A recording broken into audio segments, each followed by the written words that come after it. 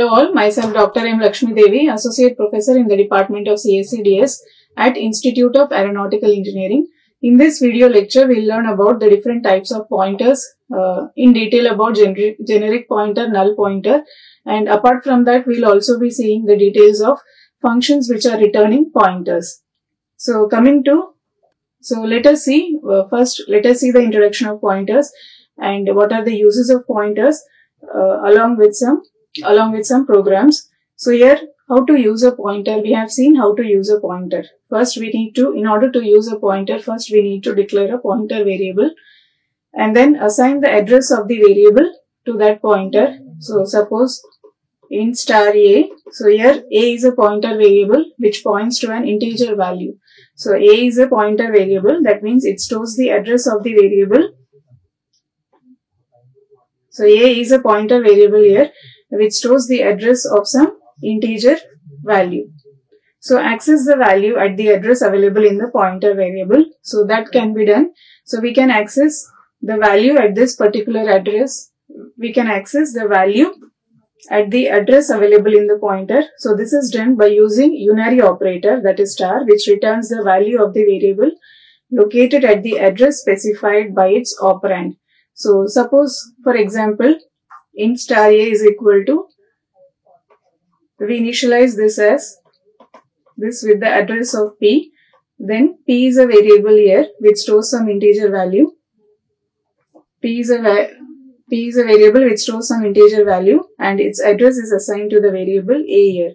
So a is a pointer which points to an integer value. So suppose its address is 1000, so it will store the address 1000. So suppose its address is p is equal to 10 here. So where p is an integer variable, p is equal to 10. So it is an integer variable, it has the value 10. A is a pointer variable, that means it will store the address it is pointing to. So with this operator, with this statement, what we are doing is we are assigning the address of p to a. So a will point to p. So by using star a, this operator, we can access the contents available at this particular address. So this implies that this operator is nothing but dereferencing operator or indirection operator. We can write it as this variable is assigned the address of this variable p. So address of this is 1000. So value at this particular address is given by 10.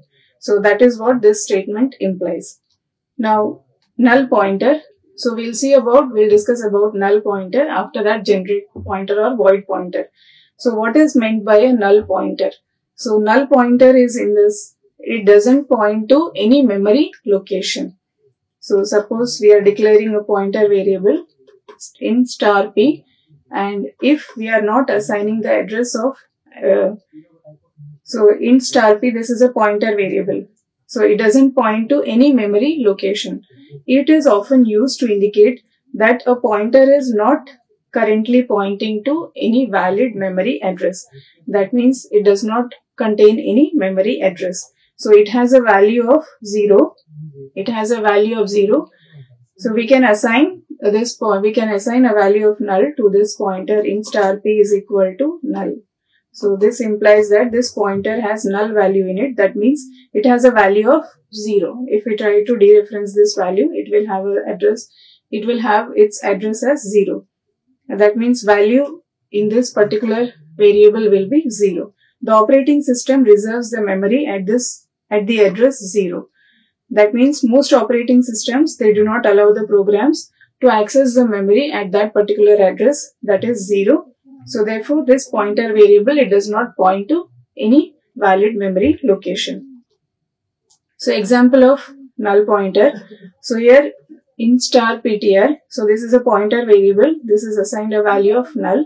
So if you try to print the value of this ptr, then we can see here, so this is the output of this program. So value of ptr is 0. That means ptr has a value. So its address is, ptr is assigned a value of null. So it will contain 0. So if we try to print the value of this ptr, you will get the value 0. So by convention, if a pointer contains null value, it is assumed to point to nothing. So that means it is not pointing to any particular memory location. So that is what it means. So null pointers generally we use in order to handle errors in the programs. So these are some of the uses of null pointers. So when we declare a pointer but don't have valid memory address to assign to it immediately, then we can initialize it with a null pointer. So just declaring a pointer and in star ptr, if we declare it and leave it as it is, and if you don't initialize it, so you will get an error in the program if you are trying to access the value at this, if you are trying to dereference this pointer variable. So in order to avoid that, what we have to do is, so we can initialize this ptr value with a null pointer. So this indicates that the pointer is not currently pointing to any valid memory location. So null pointers can be used in conditional checks. So to determine whether the pointer is pointing to a valid memory location or not, so with the help of null pointer we can do it. Null pointers can be used to indicate that a resource has been released or deallocated. So this is the concept of in dynamic memory allocation. So there first we allocate the memory. So null pointers can be used. Null pointers concept comes into picture for dynamic memory allocation. So these can be used to indicate a resource, that a resource has been released or deallocated. So this will help prevent accessing or modifying the memory which is no longer valid. So these are some of the uses of null pointers. Next one is void pointer or generic pointer. So void pointer is a pointer which does not have a specific data type associated with it. So it can point to any data type.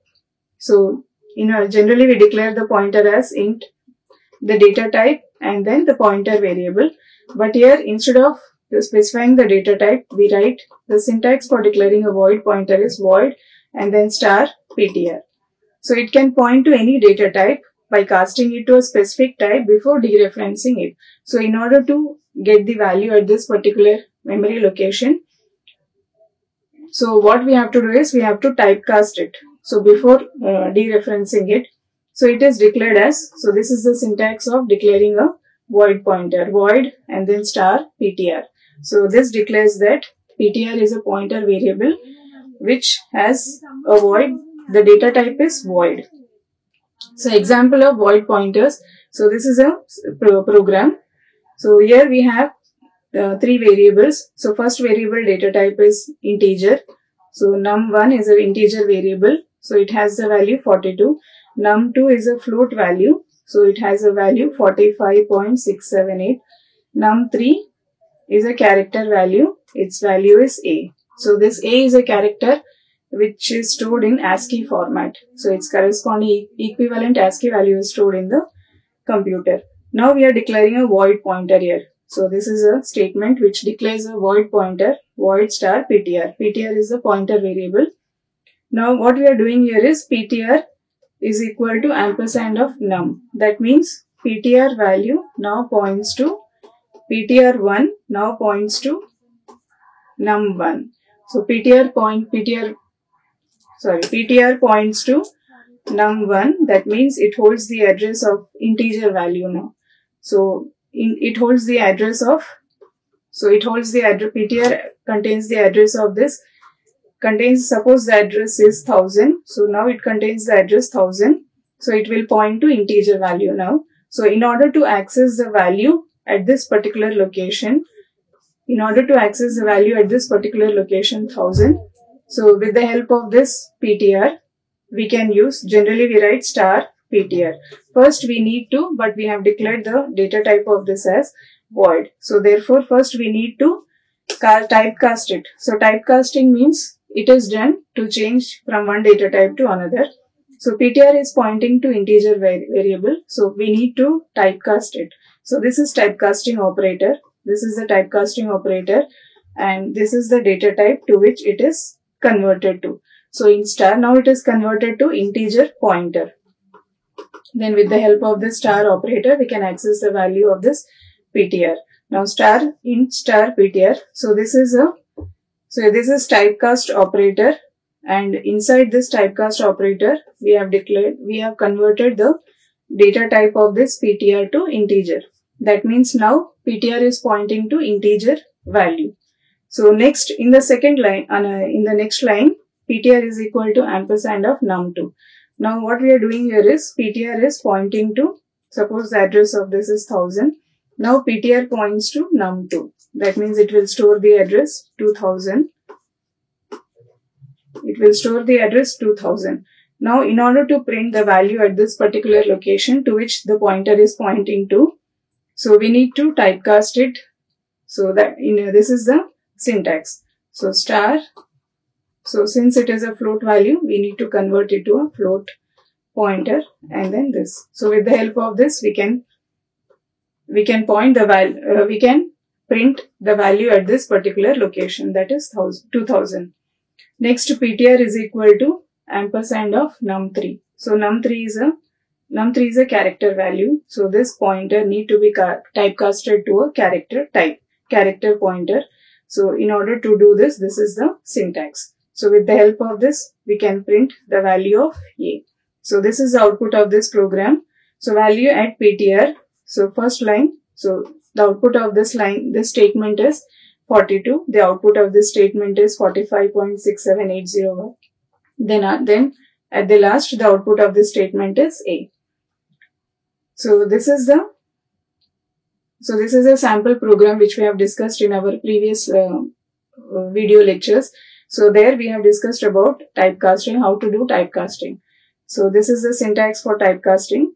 First, the operator is inside the brackets. You need to specify the data type to which this particular variable is to be converted to. So that is what we have implemented here. So this is about void pointers. So void pointers, you can see the use of void pointers here. So if we declare three pointers to different, if we write the same program in this way, int num1, we have declared three variables. So first variable, its data type is integer. Second variable, its data type is float. Num2. Third variable, its data type is character. Num3. So if we want to store the memory address, if we want to declare a pointer, generally how we do is int star PTR and then assign the address of num1 to PTR. So in this way we can do, and then again we can declare a pointer to this variable, assign the address of this variable to float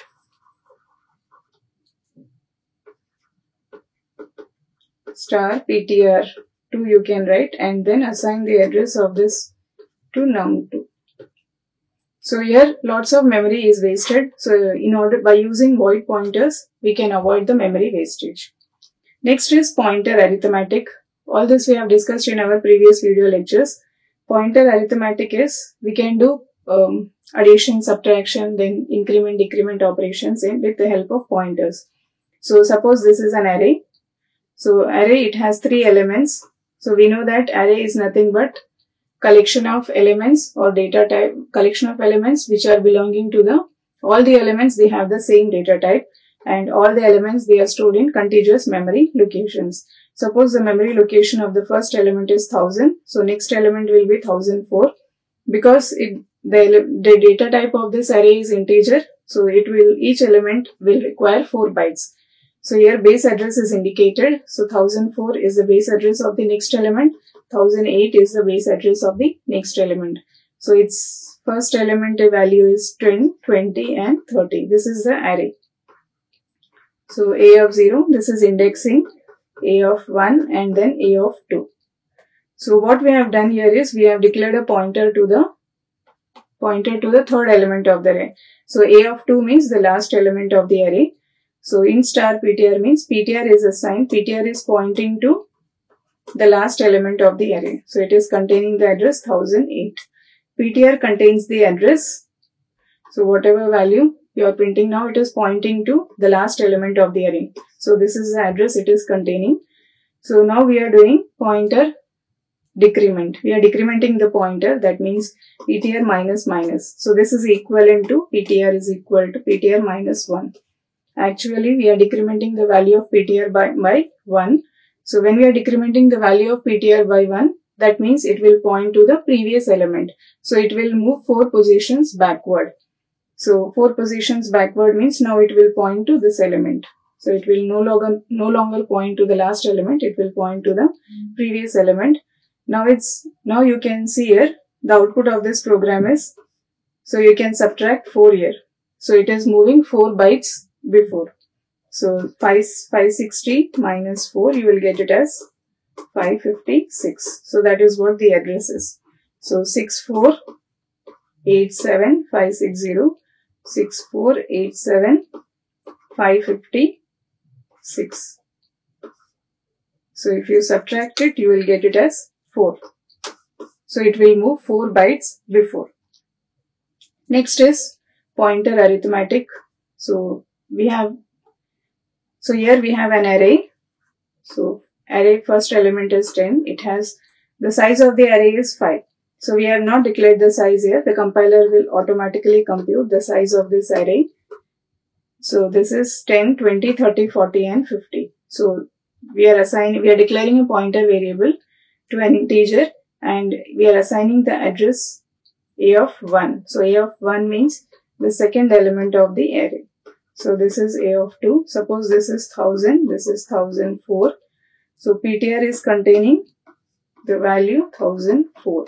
So it is pointing to the second element of the array, which contains an integer value. Now printf contains the address, PTR contains the address. With this printf statement, so we will obtain the address, we will obtain the value of PTR. So PTR is containing, its value is nothing but some address. So that address is printed here. So this is the address 6487556. So this may change according to your computer. So PTR is equal to PTR plus 2. PTR plus 2 means it will move 2 positions forward. So 2 elements. So after 2 it will PTR plus 2. PTR is, if the value of this PTR is 1004. So you can interpret this statement as, so it will be 1004 plus 2 you have to move. 2 into the data type is an integer. So these are integer elements. So 2 into 4. Size of each integer element is 4. So therefore 2 into 4 is 8. So 1004 plus 8.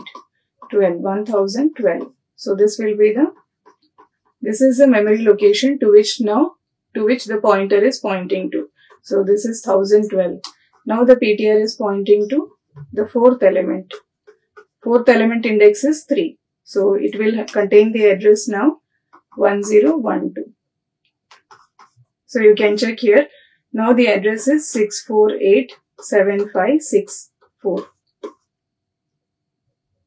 56 plus 8. So in this way you can plus 8, if you do, you will get this address. So in this way we can calculate we can do pointer arithmetic operations.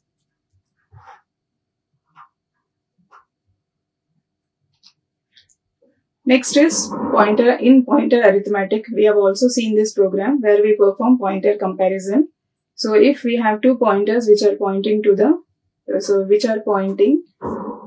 two pointers to the same array. So first element 10, 20 and 30. PTR is pointing to the last element of the array, a of 0, a of 1. This is a of 2. So PTR contains the address of the last element of the array. So it will contain it is containing the address of, that means it is pointing to the last element of the array. QTR is containing the address of this element, second element. So this is QTR. It is containing the address of this. Suppose this is 1000. So this is 1004 and this will be 1008. This is 1004 and this one is 1008. PTR less than or equal to QTR. PTR is less than or equal to QTR. This is false. So therefore the output of this statement is 0. PTR is greater than or equal to, the output of this is PTR is greater than or equal to QTR. So it is true. Therefore it will return a value of 1. Now if we with the help of this statement, what we are doing is we are assigning the address of the last element of the array to qtr. Now qtr is also pointing to the last element. It will have the address 8. Now both of them are pointing to the same element, and both the pointers, they have the same address, same value. Both the pointers, they have the same value. So therefore ptr is equal to qtr. With this statement, the output is 1. So in this way we can perform pointer comparison also. We can apply relational operators on pointers. Next is array of pointers. So we have seen the program for a pointer to an array. Now we will see the array of pointers. So what is array of pointers here is, so let us understand it with the help of this program. So here we have declared 3 variables. Num1, it is an integer variable. It has the value 10. Then num2 is an integer variable. It is assigned a value of 20. Num3 is also an integer variable. It is assigned a value of 30. So another integer variable I we have declared, but we have not initialized it. Next, in the next line, what we are doing here is we are declaring an array of pointers. So array of pointer, name of the pointer is ptr array, and size of this pointer array is 3.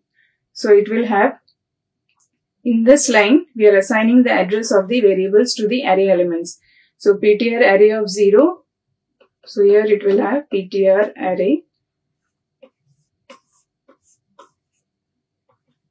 So ptr array of 0. So ptr array of 1. Then ptr array of 2. 0, 1, 2. What it is doing is, so here this is pointing to this is containing the address of num1. So this contains the address of, this contains the address at which address of num1. Then ptr array of 1, this contains the address of num2, and this contains the address of num3. So in this way, we have assigned the first ptr array value with num1, the address of num1. So for I is equal to, with the help of this for loop, we are trying to access the values at this. We are trying to access the values or print the values in num1 and num2 and num3 with the help of this array by using the dereferencing operator. So by using this operator, ptr array star ptr of 0, so you will get, so value at this particular address is, value at this address is 10, and then value at this address is 20, value at this address is 30. So in this way, we can understand the concept of array of pointers. So as we have array of integers, array of float values, so similarly we can have array of pointers also. Next, in this we'll discuss the next concept is pointers as function arguments. So pointers as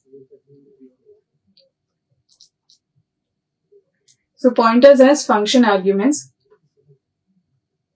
So we have seen the concept of user-defined functions. User-defined functions. So these are the functions which are defined or created by the user in order to perform a specific task. So pointers as function arguments. So these user-defined functions, they have arguments. So they have arguments called as actual parameters and, or actual arguments and, so we have actual parameters and formal parameters.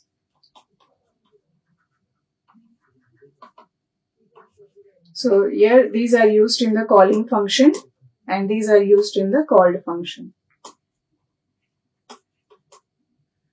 So how we can pass parameters from the calling function to the called function? So we can pass pointers also. We can pass pointers also as function parameters. So for that, this is one example.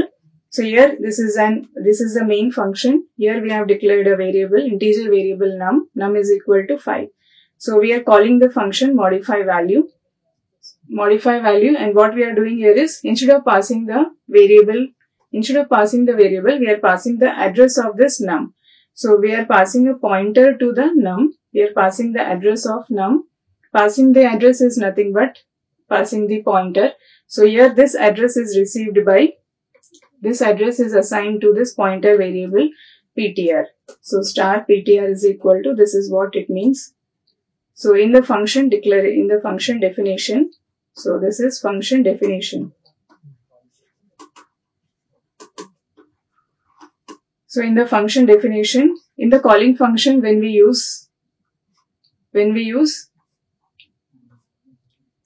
passing the address of the variable, so here in the function definition, we use pointer to a variable. We declare a pointer to this variable.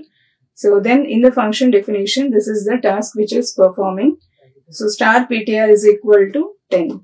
So star PTR, so this is what it means. PTR is containing the address of num variable. PTR is containing the address of num. That means, so num value is 5. Suppose its address is 1000, it is also containing the address 1000. So at this particular address, now we are dereferencing it. So with the help of star, with the help of this operator, dereferencing operator, we are changing the contents at this particular location. So PTR is pointing to num, PTR is pointing to integer. So by using star PTR, this is equal to 10 means now its value is equal to 10. So num value is modified to 10.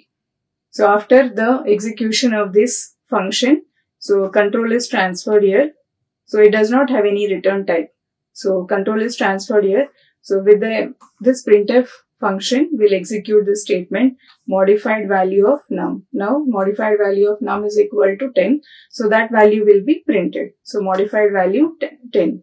So this is the output of this program. So in this way we can use functions, pointers as function arguments. So when in the calling function, when we are passing the address, so in the function definition we need to declare it as a pointer variable. Next is C functions. So here we have declared, so C functions can return only one value. So using pointers as function parameters, we can effectively return multiple values of a function. So this is the advantage of using pointers as function arguments. So there are two ways in which we can pass parameters to a function. First one is pass by value, then the other one is pass by reference method. So in pass by value method, so we cannot return more than one value. But in case of pass by reference method, we can return multiple values. So pass by reference method, so if we use pointers as function arguments, so using pointers as function parameters, we can effectively return multiple values from a function. So pointers as function arguments, one more example we'll see for this. So when an array is passed to a function, we are actually passing a pointer to the first element of the array. So example for this is this program. So here this is an array numbers. So we have 5 elements in the array. So this line determines, or this statement calculates the size of the array. So this is a formula to calculate the size of the array. Size of numbers, that means the total array, divided by the size of first element of the array. So this will give the number of elements in the array. So number of elements is equal to 5 here. So before modification, it will print the array values. So before modification, all the values in the array are printed 1, 2, 3, 4, 5. So this is the output of this statement. Then after that, modify array. So this is the function call. This is the calling function. So here we are calling the function modify array. So it is passing 2 parameters. First one is numbers. That is, instead of passing the whole array, what we are doing is we are passing the name of the array. Name of the array is nothing but the address to the first element of the array.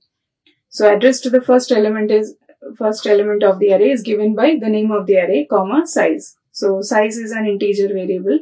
So therefore we have declared the size as integer variable here. So this is the function definition. So function is defined before the main function, therefore no need to declare the function. Directly we can write the function definition here. So function prototype is not declared here.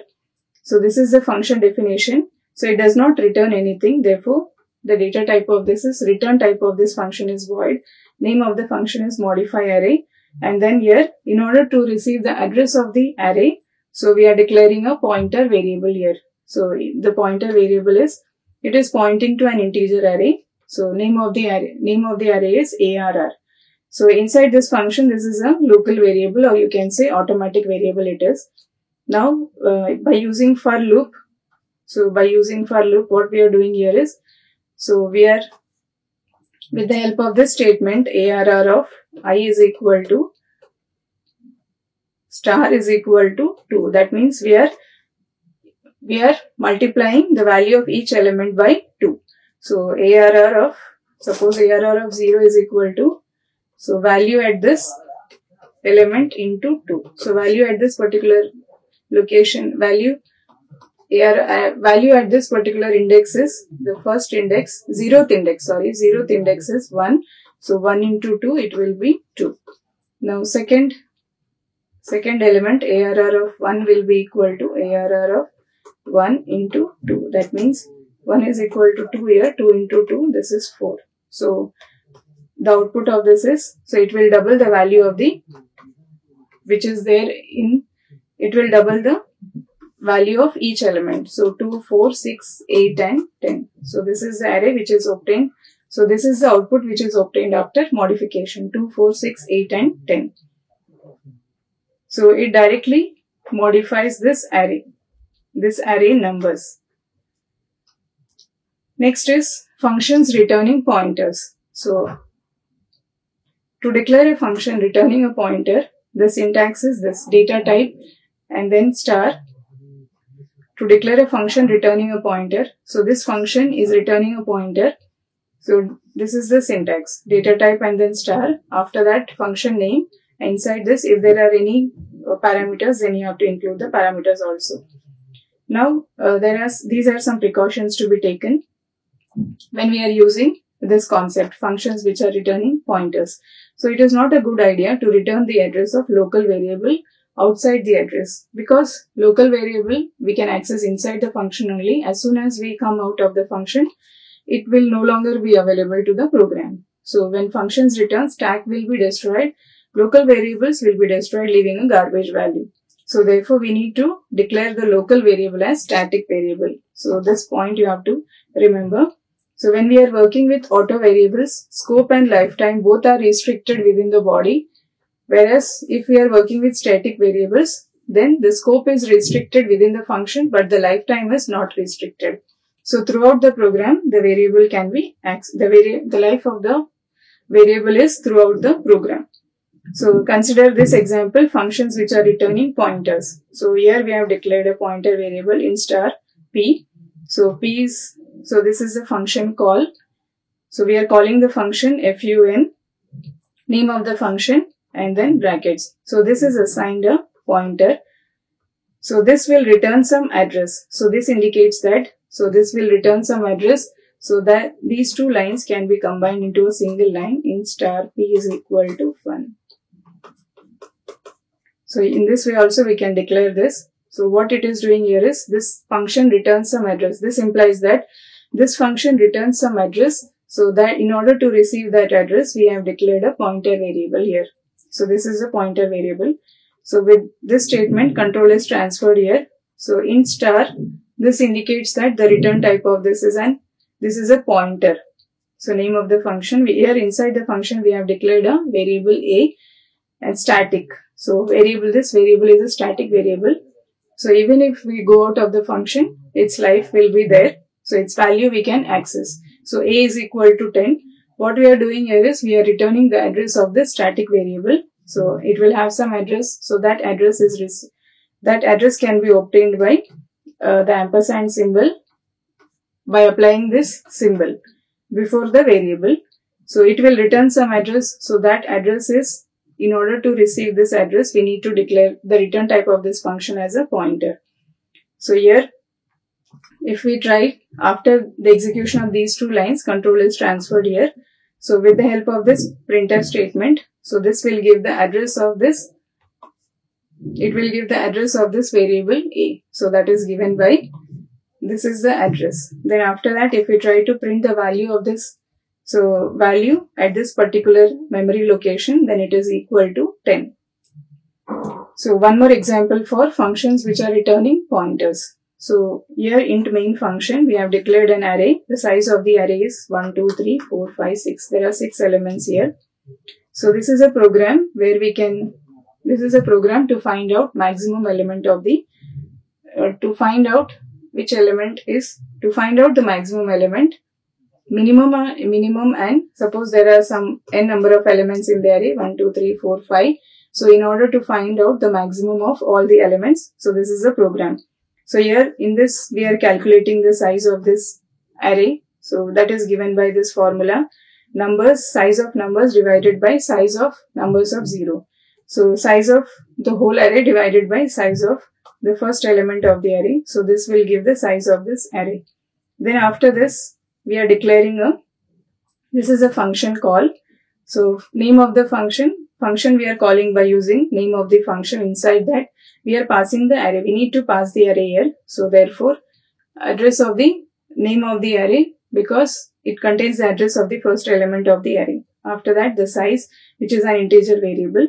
So its return value is an address. So in order to store that address, we need to declare a pointer variable. So name of the pointer is max element ptr. So let us see the execution of this. So when with the help of this function call, control is transferred here. So here name of the function is find max and it is accepting an array. So therefore this is the syntax. If we don't write these brackets, it will indicate that this is an normal variable. So we need to specify these brackets also, these square brackets, in order to mention that this is an array. So since it is an array, so ARR of this. Then after that int size. So there are 2 parameters here. So therefore we need to mention 2 parameters here. So inside the function, what we are doing here is we are assigning the address of the first element of the array. Now ARR is equal to 0. So it will have 1, 2, 3. So 12. First element is 12, 45, 7, 23, then 90 and then 34. So this is ARR of 4 and this one is ARR of 5. Now what we are doing here is we are declaring a pointer max ptr and we are assigning the address of the first element. So ARR max ptr.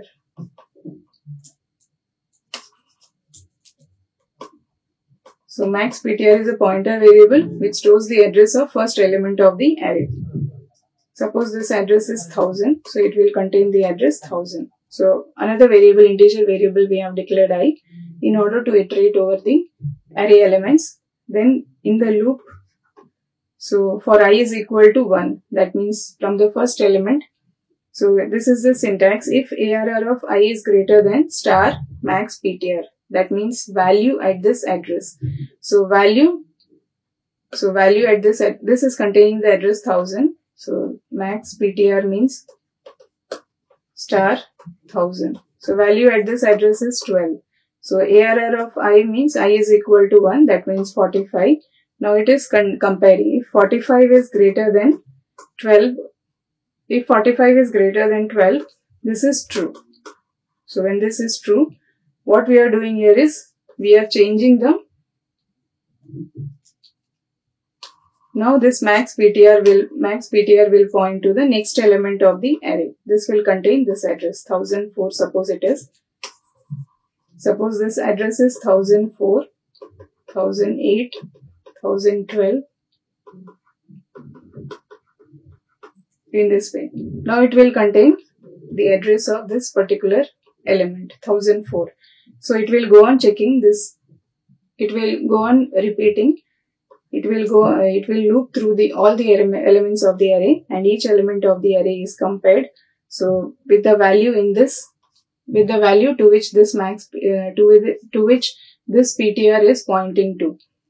So now the next for I value will be incremented by 1. I is equal to 2 now. So when I is equal to 2, so again it will check this condition. So I is equal to 2, it will check this condition. So that means now 7. So is 7 greater than or equal to, value at this max ptr is 45. So this condition is false. Now I will go on incrementing. I is equal to 3 now. So 1, 2, 3. So at 3, 23 is there. Is 23 greater than 45? this is also false. So after that, I value will be incremented by 1. So I is equal to 4 now. So at I is equal to 4, so we have 20, we have 90. So 90 is greater than 45. This is true. So when this is true, now max PTR will point to the last element of the array. That means now it will contain the address 1016. Now it is pointing to this element of the array. Now again after that, that means the address of this is assigned to max PTR. Now after that, it will again check the last element. I value will be incremented by 1. I is equal to 5. So is 34 greater than, now max PTR value will be 90. Is 34 greater than 90? This is false. So therefore, it will return max PTR, which is nothing but the address of the element, which is nothing but the address of this element of the array. So the address of this is 1016.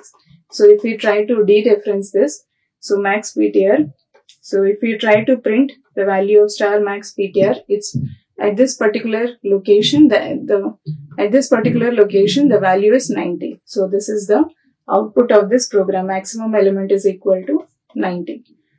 So this is a program where we have used the concept of functions which are returning pointers.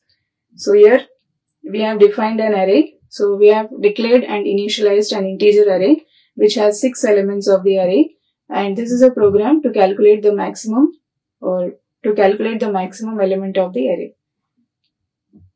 So among all the elements, which element is the highest?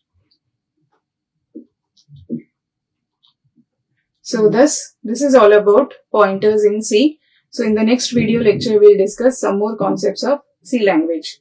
Until then, thank you. Like, share and subscribe. Hit the bell icon for more updates.